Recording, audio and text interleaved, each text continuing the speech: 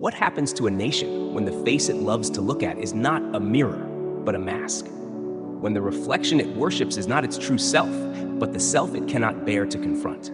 This is the unspoken heartbeat of America's obsession, an intoxication with spectacle, a fixation on the figure who commands the stage, whose every gesture is amplified and dissected until the man becomes myth. And yet, beneath the gold-plated myths and the fever of headlines, there is a deeper current, an older truth that Carl Jung would have recognized immediately.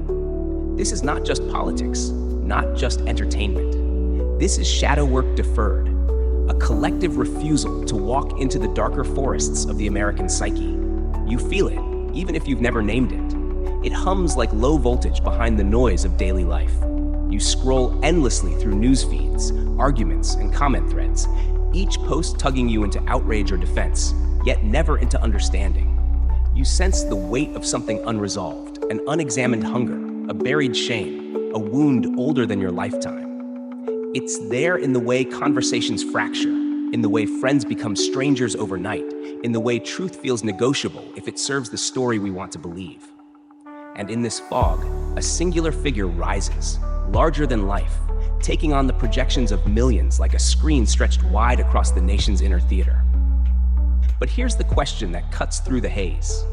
What if the story isn't really about him at all? What if Donald Trump is not the origin of the divide, but the mirror of it, the archetype that holds up the shadow America has been avoiding for generations? What if idolizing him, whether in love or in loathing, is the perfect way to avoid asking the harder questions about ourselves? Before we go further, understand this is not a partisan indictment, nor is it a partisan defense. It is a psychological journey, one that will not flatter you because shadow work never flatters. Jung understood that the shadow is not just what we hate, but also what we secretly admire yet suppress, what we wish we could be, but fear we are not allowed to become. For individuals, confronting it is hard enough. For an entire nation, it's almost unbearable. And so we turn away. We find symbols, scapegoats, and idols to carry the unbearable weight for us.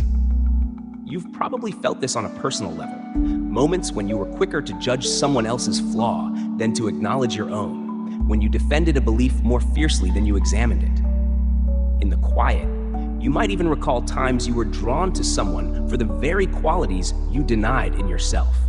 Their boldness, their disregard for convention, their unapologetic self-interest. These are not accidents. They are the shadow's fingerprints. And in America, few figures have absorbed these projections as completely as Donald Trump. For some, he becomes the embodiment of resilience, discipline against the chaos, the will to grind over comfort. For others, he is the shadow's darker face, arrogance, greed, the ruthless manipulation of image and narrative. Either way, he is not just a man. He is a canvas, and the colors we throw onto him reveal more about us than they do about him. The modern world amplifies this dance between projection and avoidance. Social media rewards outrage more than insight, spectacle more than self-examination. News cycles compress complex realities into 15-second clips, erasing nuance, feeding the tribal brain that Jung warned us about, the brain that thrives on us versus them and cannot bear the discomfort of ambiguity. And so we keep circling the same idols and enemies, not because they are the problem, but because they are the perfect distraction from the problem. There is an ancient irony here. In myth, the hero's journey always begins with the call to face the dragon, the monster that guards the treasure. But in our collective story, we've mistaken the dragon for the treasure itself. We stare at it, argue about its scales, measure the length of its shadow, but we never step beyond it into the cave where the gold, the truth, is hidden. Jung would say the gold is our wholeness, our emotional sovereignty, our capacity to reconcile light and dark without losing ourselves to either. And this is why the work we're about to explore matters. Because avoiding the shadow does not make it disappear, it makes it stronger. Left unexamined, the shadow controls the way we think, vote, love, and fight. It decides who we elevate and who we destroy. It becomes the invisible author of our national story.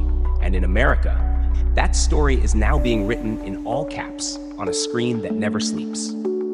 This is where I invite you, not as a passive viewer, but as a participant, to join me in this examination. The journey we're embarking on is not just about politics, not just about Jung, and certainly not just about Trump.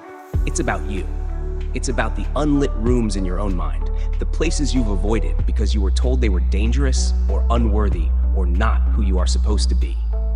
Together, we will walk through those rooms, guided by the maps Jung left us and the echoes of wisdom that have survived across centuries, from the Stoics to the sages of the East, from Napoleon Hill's radical self-responsibility to the growth mindset taught in modern psychology.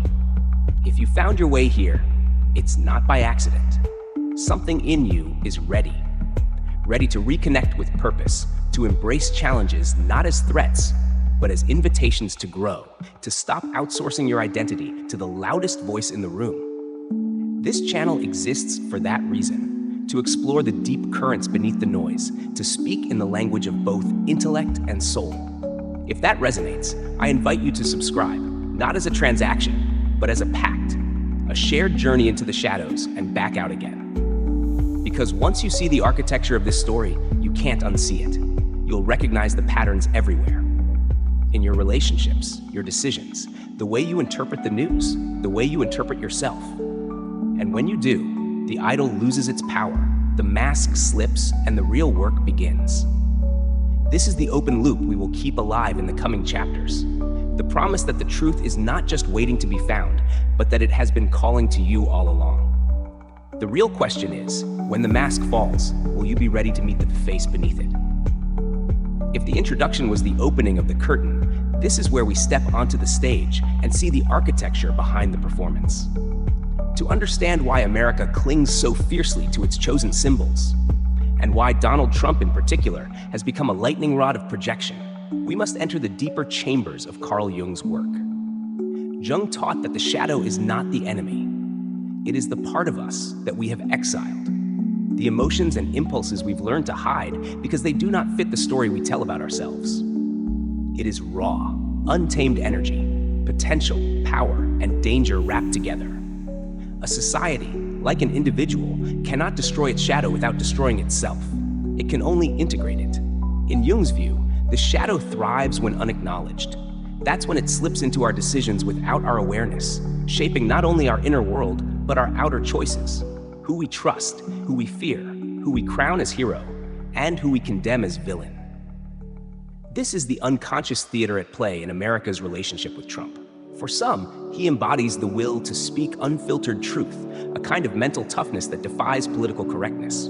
For others, he represents the collective nightmare of unchecked ego and moral decay. But in both cases, the deeper truth is the same. People are reacting not only to him, but to the parts of themselves they see and refuse to see, reflected in him. Jung's insight aligns surprisingly with the wisdom of the Stoics.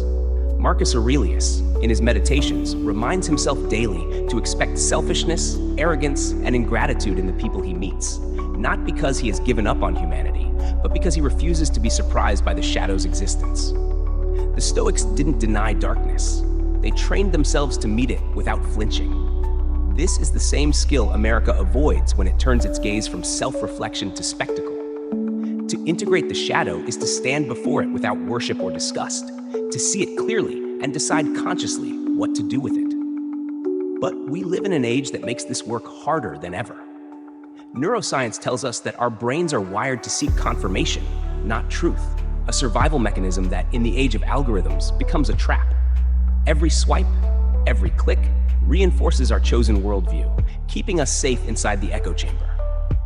This digital environment amplifies the tribal brain, the same part of us that responds instinctively to leaders, symbols, and myths. It is the perfect breeding ground for projection because it reduces complexity to binary, us or them, truth or lie, good or evil. Trump, in this psychological landscape, is not merely a politician. He is a symbol amplified by the mechanics of our own neurology. Viktor Frankl, the Holocaust survivor and author of Man's Search for Meaning, wrote that between stimulus and response, there is a space. In that space lies our power to choose, and in our choice lies our growth and freedom. Shadow work is about expanding that space, becoming conscious enough to see when the shadow is whispering in our ear, and choosing not to be ruled by it. But America's idolization, whether adoring or demonizing, often collapses that space. The reaction is instant, emotional, and absolute. The shadow wins because it thrives on reflex. And then there is Lao Tzu, whose Tao Te Ching teaches that the more we cling to rigid order, the more chaos we create. The more we try to control the image, the more the truth slips through our fingers.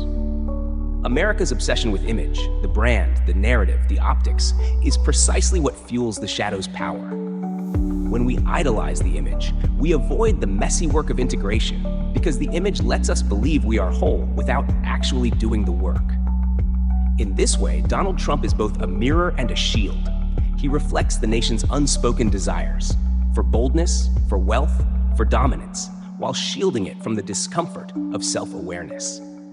To confront him as a symbol is to confront the uncomfortable truth that these qualities, for better or worse, live in us as well. And that is the essence of Jung's challenge, to reclaim the energy of the shadow without being consumed by it. Napoleon Hill, in Think and Grow Rich, spoke of desire as the starting point of all achievement. But he also warned that desire without self-discipline becomes destruction. Here, the modern motivational mantra, discipline equals freedom, takes on a deeper resonance.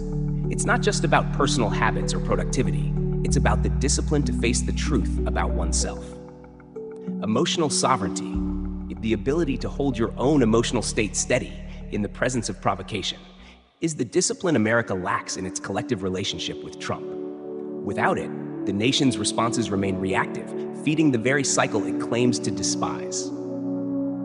From a psychological lens, this is also a story about archetypes.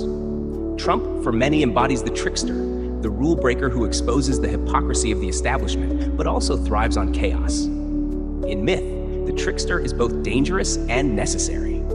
He disrupts the stagnant order so that transformation can happen. But if the trickster is not eventually integrated into the larger whole, he becomes a permanent destabilizer, keeping the world in perpetual upheaval. The American psyche has not yet decided whether it wants to integrate its trickster or keep him on stage indefinitely, distracting from the deeper questions. And this brings us to the hidden cost of avoiding shadow work, the slow erosion of personal and collective agency. When we fail to confront the parts of ourselves we've exiled, we end up living by default, our choices dictated by the projections we place on others. We lose the growth mindset that sees challenges as opportunities to evolve. We surrender our radical self-responsibility, trading it for the comfort of blaming someone else, praising someone else, or waiting for someone else to save us. This is why the themes we're unpacking here are not just theoretical. They are the difference between being a conscious participant in your own life and being a character written by forces you refuse to acknowledge. They are the difference between a society that evolves and one that repeats the same patterns until it collapses. And so, the shadow waits. It waits in the unspoken moments between headlines. It waits in the quiet discomfort you feel when someone challenges your narrative. It waits in the gap between who you are and who you pretend to be. Jung believed that meeting the shadow was a form of initiation, the crossing of a threshold into a fuller, freer self. For America, that initiation will only come when it stops projecting its shadow onto the figure it loves to idolize or hate, and instead turns inward to integrate it. Only then will the story change. There's a story the old myths never tire of telling, a story of a kingdom that refuses to look at its own reflection. In this kingdom, the people grow uneasy, for something in the air feels wrong, though no one can quite name it. And so they crown a figure who embodies both their greatest dreams and their deepest fears. The people cheer, the festivals roar, the marketplace hums with the sound of debate. But in the quiet of night, the kingdom's shadow walks the streets, unseen yet everywhere, feeding on every unspoken truth left unacknowledged. This is the archetype of the mirror bearer.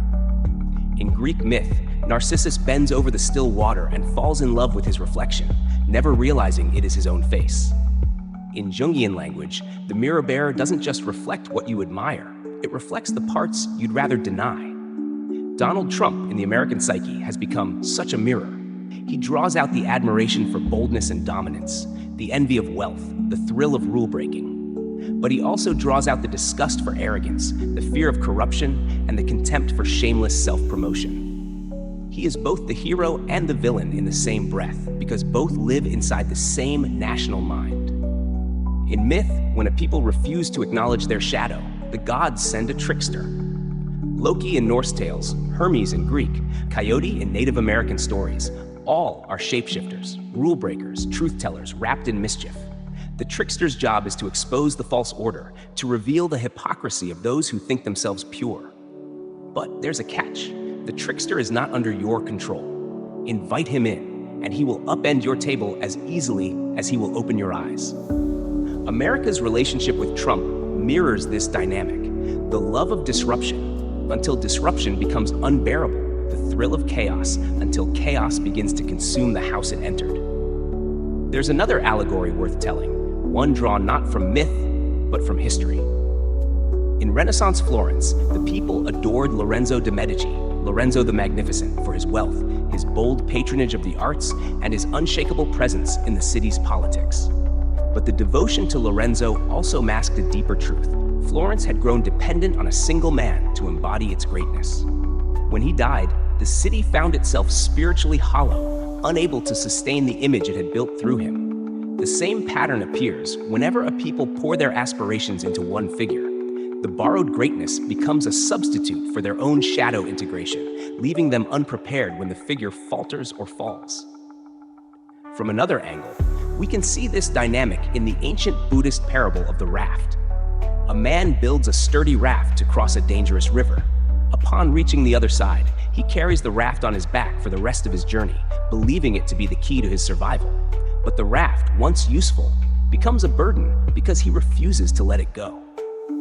In the American context, Trump, as a symbol, may have served a purpose, shaking the system, revealing its fractures. But if the raft is never set down, if the figure is held onto long after the crossing, it becomes an anchor, dragging the people away from the growth they were meant to find. Even the Bible speaks to this archetype through the story of the golden calf. When Moses ascended the mountain to speak with God, the Israelites, fearful of being leaderless, melted their gold into an idol. They wanted something visible, something that could absorb their anxieties and hopes. But idols, whether carved from metal or shaped in human form, cannot do the work for you. They can only stand in as placeholders for the power you have not yet claimed in yourself. Jung would say that in worshiping the idol, you are worshiping the unacknowledged part of your own psyche. And so we return to the image of the shadow.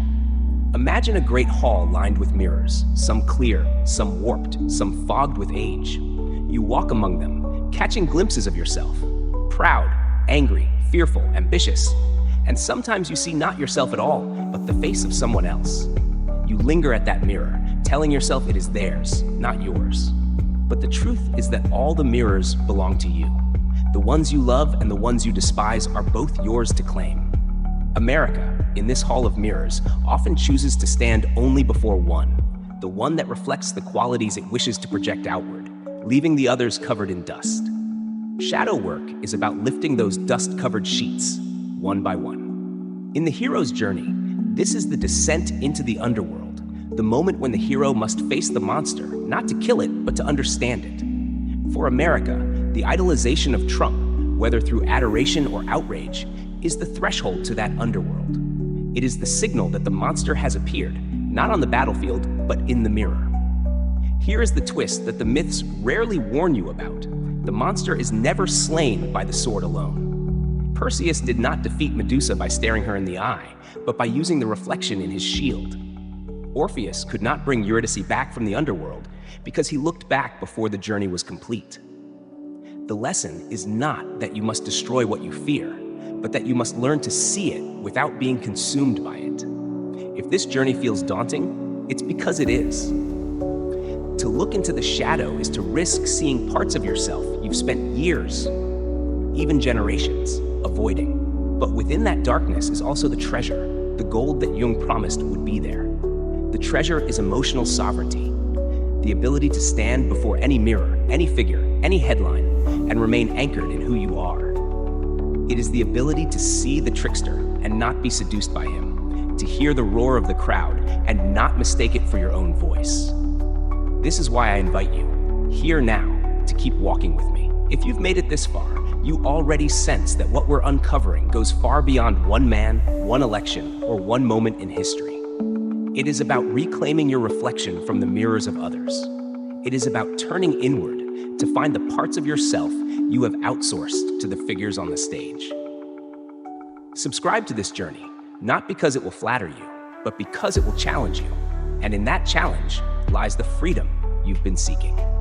The next step is to bring these symbols down from the realm of myth into the world where you live and breathe, to see how shadow work unfolds, not just in theory, but in the habits and decisions of everyday life. The challenge with shadow work, whether for an individual or an entire nation, is that it does not live only in the mind. It shows up in the smallest, most ordinary choices. The way you speak to someone who disagrees with you, the media you consume without questioning, the judgments you make in the silence of your own thoughts. Integration is not a grand event. It is the quiet discipline of meeting the shadow every day and choosing to work with it rather than pretend it isn't there. Imagine waking up tomorrow and deciding, before your feet touch the ground, that you will notice every time you feel the urge to project, not to shame yourself for it, but to name it. This anger I feel toward this politician, what is it reflecting back to me? This envy I feel when I see someone succeed, what does it reveal about my own unfulfilled desires? This contempt I feel toward arrogance, what does it say about my own hunger for recognition? That naming is the beginning of emotional sovereignty. It is the pause between stimulus and response that Viktor Frankl spoke of, expanded into a habit. In the modern world, this work becomes urgent because the speed of information leaves almost no room for reflection. Social media thrives on reflex, feeding you a stream of stimuli designed to provoke without pause. If you have ever felt the magnetic pull to share a headline without reading the article, to respond to a comment without considering the nuance, you felt the shadow's hand on your shoulder. The practice here is not to disengage entirely, but to insert that space, to create a mental buffer where you can ask, is this my voice or the echo of someone else's? This is where discipline equals freedom takes on its deeper meaning. Freedom is not doing whatever you feel in the moment. It is having the capacity to act in alignment with your deeper values, even when the surface level emotions pull you elsewhere. In the collective relationship with Trump as a symbol, freedom would mean being able to see him clearly without collapsing into either unthinking adoration or automatic outrage. It would mean choosing your stance consciously, not as a reflex to the narratives fed to you by your chosen tribe. Radical self-responsibility is the cornerstone here.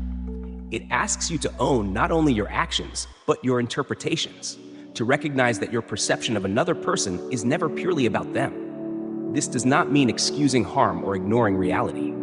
It means understanding that the energy you invest in idolizing or demonizing says something about your inner landscape. And if you can trace that energy back to its source, you gain the power to redirect it. This is as true for a nation as it is for an individual.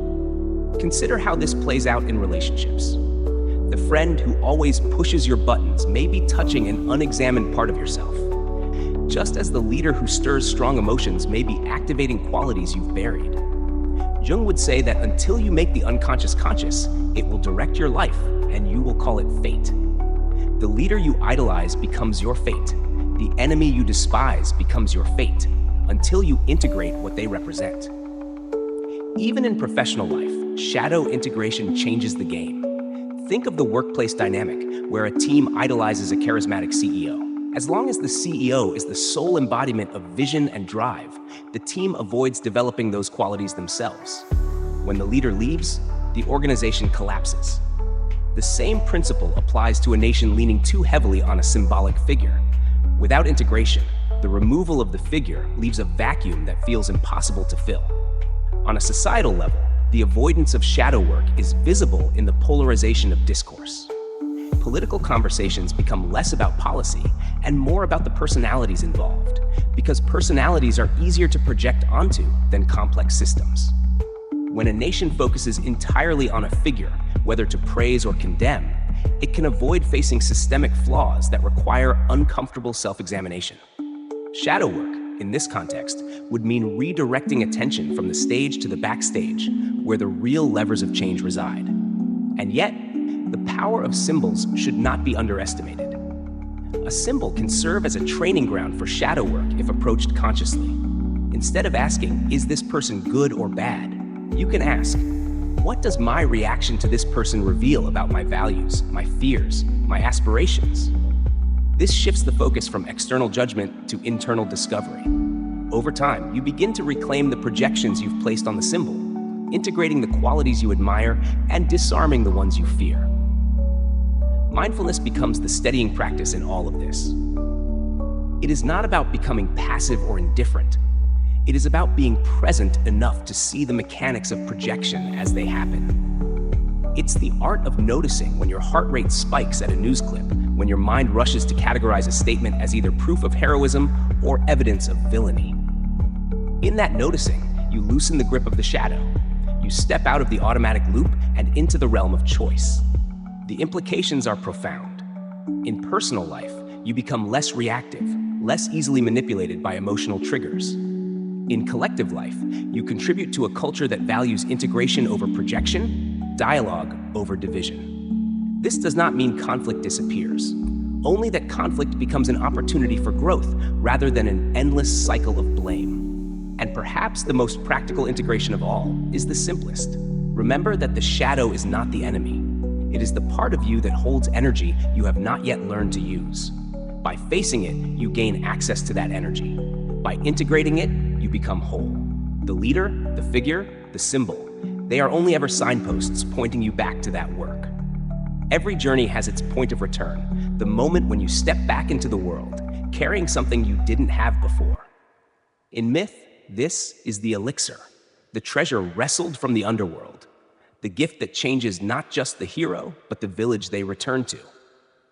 In the work we've done here, that elixir is not a new opinion about Donald Trump, nor a clever argument to wield online.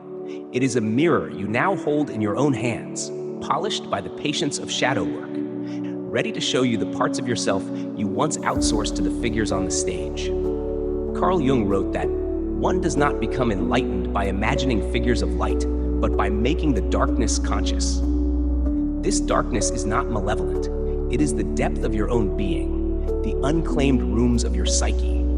America's fixation on Trump, whether through devotion or detestation, has been a national exercise in avoiding those rooms. But you, having walked through the corridors of myth, history, and practical application, can choose differently. You can open the door, step inside, and claim what waits there. The transformation begins in subtle ways. You may notice that the next time you see a headline designed to inflame, you pause before reacting. You may find yourself listening more intently to someone who challenges your worldview, not because you agree, but because you are curious about the reflection they offer. You may even recognize in your own judgments the echo of traits you've long kept in the shadows, and in that recognition, you dissolve their power over you. Integration is not the end of conflict. It is the end of blindness. Once the shadow is seen, it no longer drives you from behind. You can step into the world with the clarity of emotional sovereignty, the steadiness of radical self-responsibility, and the flexibility of a growth mindset. These are not abstract ideals. They are muscles you have been strengthening with every reflection you've allowed yourself to face in this journey.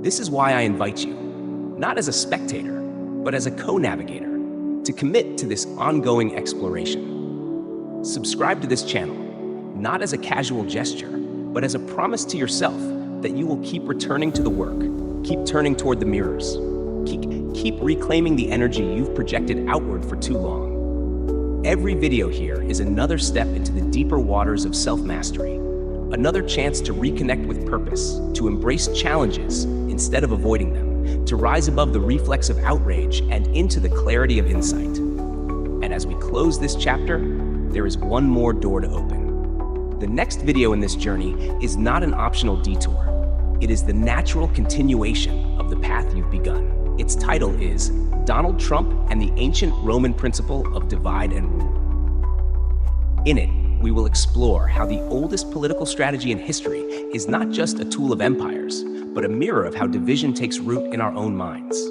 Understanding this will not only sharpen your perception of the world, but will also protect you from the oldest trick in the book, the one that keeps you from ever confronting your shadow.